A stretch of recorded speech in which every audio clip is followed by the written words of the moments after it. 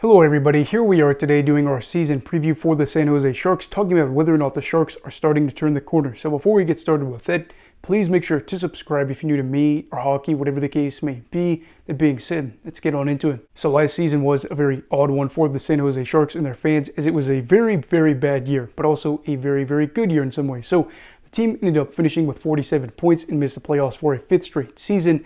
That is bad. There's a lot of long losing streaks in that span, but they also got the first overall pick in this past year's draft, the first time they've ever done so in franchise history, and then just have a lot of other things going their way as they had a good offseason that was part of that, seeing themselves acquire a young goalie that we'll talk about, of course, in this video a little bit later here. So with the bad comes the good, and with the good comes the bad. And for this team, we get to talk about a lot of things for them going into the season. So what exactly are some storylines to talk about for the Sharks this year? So the first storyline is talking about whether or not they'll see one of their rookies win the Calder. So the Sharks have been in a rebuild. There's no hiding that, as the team's on-ice product has been pretty bad. Kind of the point of a rebuild, though, right, is to bottom out and then see yourself acquire those high-end picks, which will then, of course, see yourself acquire some young talent, which will then, of course, see yourself try to get that young talent to turn into a good team, ends up winning you a championship, right? It's a whole broad scheme of rebuild, even though they don't always work out. But for San Jose, they are in a situation where things could look very, very good for them, as they have not one, but two, and maybe even three guys that could go out there and win the Calder for them this year, and that would be very exciting. The first one, of course, is Macklin Celebrini. Celebrini was the first overall pick from this year's draft. This is a guy that is expected to do a lot. He is seen as a guy that could be just possibly game-changing offensively for this side. Maybe not right away, but in the future, and I'm just very excited to see how things will go for him. The face of the franchise, possibly right off the bat. I mean, a Bay Area kid in a sense, and then a guy that is joining a team that needs just that infusion of youth, watching out to see who he's going to get to be playing for or with, getting to see his power play minutes, all those things. And I think right now he's projected to be on a line with Eklund and Toffoli. I'm really hoping that can be a good line for him, as he could be protected there a little bit, but also see some growth and just get a chance to grow in the game, but also show some of that flash and potential for the future. And why not have a guy like him win the Calder, as we saw the former first overall pick last year do it, that one being Connor Bedard. And then with Celebrini, we could see it yet again, kind of been a consensus for a while now that it is a forward that's going to go out there and win the award. And it's typically somebody that was taken with a top 10 pick, or at the very least a first round pick. The past few years, the only exceptions here for the most part, I think, are guys like Artemi Panarin, Kirill Kaprizov, experienced foreign players that play in another league that come over a little bit later when they're older.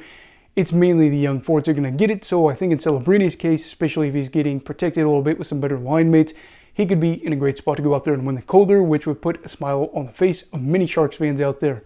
And then you have Will Smith, and this is a guy that was taken with the fourth overall pick relatively recently by the Sharks. He is also viewed as a Calder contender at the moment. He has the fourth or fifth best odds to go out there and win it, I do believe. I'm not trying to say Nostradamus or anything like that. I'm just reading a lot of these articles talking about his hockey IQ and how he could be a very smart player that is good right off the bat. And I think we've talked about this before already, but that is a luxury that not many other players can say at a young age. They have a good feel for the game, and you like to see that, a young player that has a feel for the game when things are going at high speed, making the right decisions. You'd rather see that than see a young guy that maybe is a good, talented player that has low IQ trying to say, well, I'll just try to use my talent to be able to beat these players with it, come with speed or strength or skill.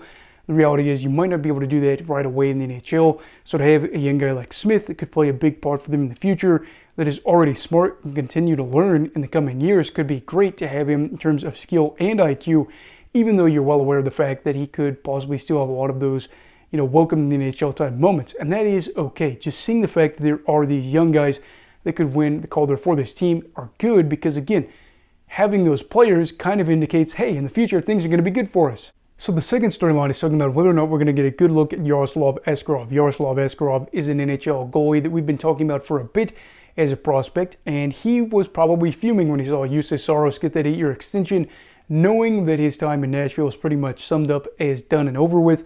So he ends up getting traded to San Jose, which I think is a very fun storyline in terms of the rebuild and seeing whether or not he is the goalie of the future. As some people have hyped him up to be that, and I think that is very exciting to hear about, because everybody wants a starting franchise goalie that could possibly go on and help them win a Stanley Cup, if not multiple. So for the Sharks to go out there and take a risk in getting a guy that has only played 3 NHL games, but the potential reward is astronomical for this team, as Askarov has been billed as that possible guy.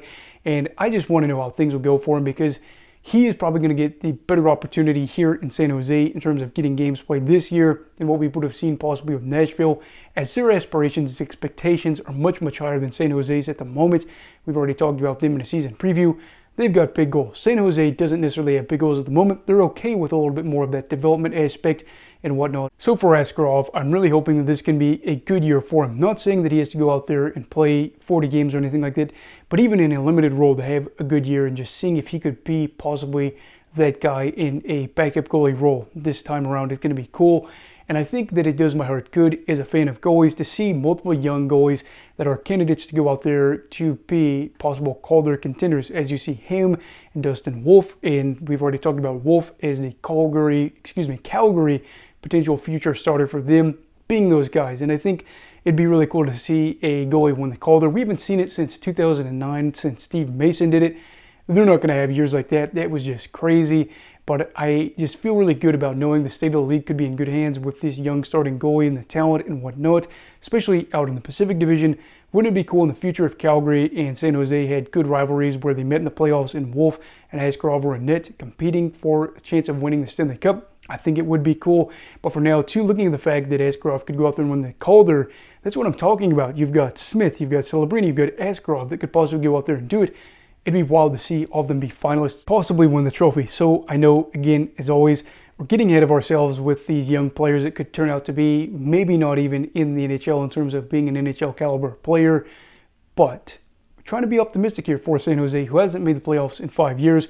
Do you want me to just dunk on them for everything? Of course, it's going to be an uphill battle for them this season.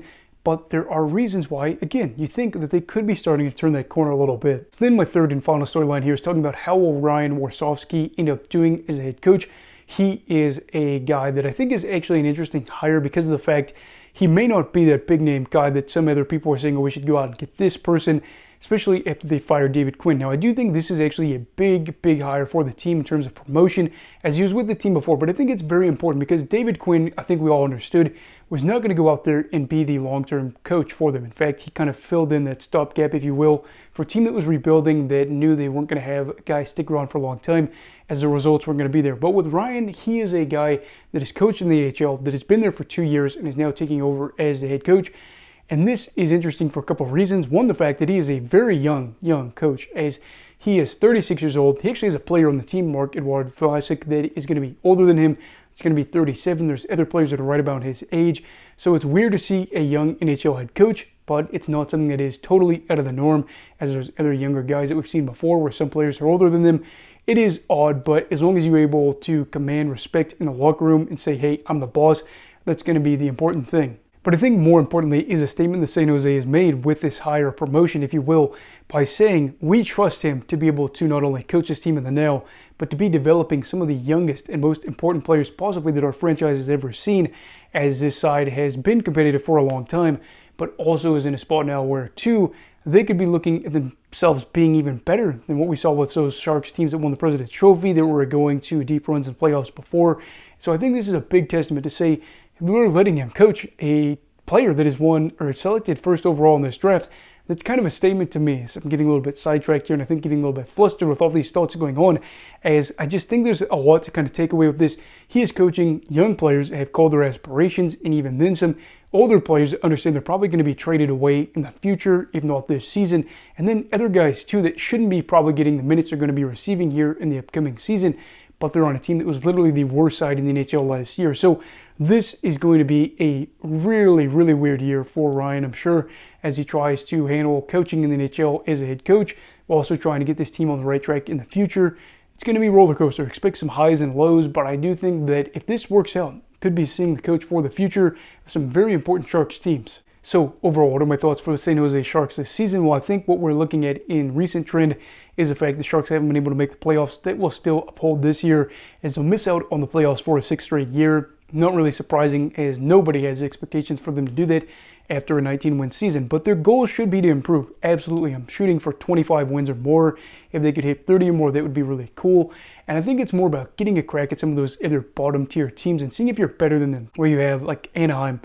Anaheim may be better than them, probably will have a better year than them, but if San Jose can go out there and have maybe 3 wins against them or something like that and say, hey, we see you and we understand that you are going to be a team in the future that we could get past, That would be kind of cool to see. Also an in-state rivalry there, and just trying to get a feel about how much of a bottom feeder are they still. And even if they finish bottom in the Pacific, I want to look at those record against some of those other teams that are younger, trying to figure out the groove in the NHL and seeing if San Jose kind of sticks out above the rest of them. So much like the Chicago Blackhawks, I do have high hopes for this team this year, and I'm hoping they could be some of the most improved teams in the league in terms of points, and jumping up from 47 points to whatever they're going to finish at should be a lot easier than some other sides having to improve. And if they finish with anything less than 60 points, I do think it's going to be a disheartening year, as there are pieces here, and that's why I'm very optimistic about this team, as I feel like in some ways we are starting to see the light at the end of the tunnel in this rebuild, even though it's still pretty far away. So anyway, what are your thoughts on San Jose for this season? Let me know down below in the comments. Also, please make sure to like this video if you enjoyed it, subscribe if you're new. Everybody stay safe, have a great night, and Eagle of Hockey, alright. Goodbye, Brigadiers and Brigadettes. This is your captain signing off. Have a great night.